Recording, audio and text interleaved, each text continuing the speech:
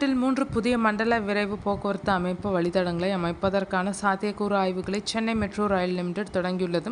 இந்த புதிய திட்டம் மாநிலத்தில் மண்டலங்களுக்கு இடையேயான இணைப்பை மேலும் வலுப்படுத்தும். மண்டல விரைவு போக்குவரத்து அமைப்பு என்பது மணிக்கு 160 முதல் 200 கிலோமீட்டர் வேகத்தில் இயக்கப்படும் ஒரு அதிநவீன ரயில் சேவையாகும்.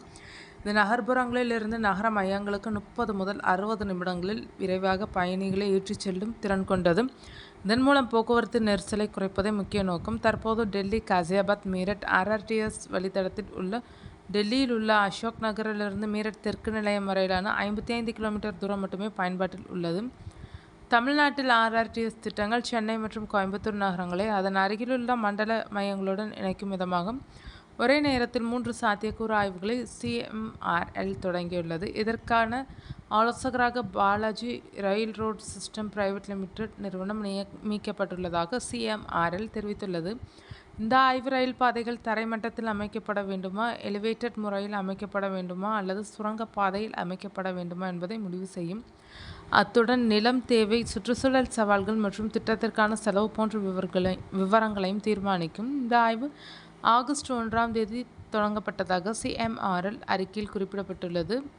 தமிழகத்தில் திட்டமிடப்பட்டுள்ள RRTS வழித்தடங்கள் சாத்தியக்கூறு ஆய்வு மேற்கொள்ளப்படும் 3 வழித்தடங்கள் Chennai Chengalpattu Tindivanam Villupuram 170 kilometre, Chennai Kanchipuram Vellore 140 kilometre, Coimbatore Tiruppur Erode Salem 185 kilometre.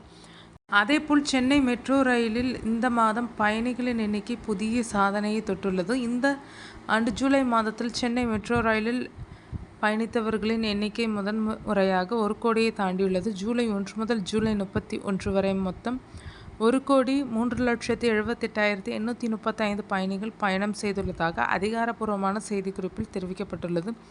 இதில் ஜூலை 4ஆம் தேதி மட்டும் 3,74,948 பயணிகள் பயணம் செய்து அன்றைய தினத்தில் அதிகபட்ச எண்ணிக்கையை பதிவு செய்துள்ளனர்.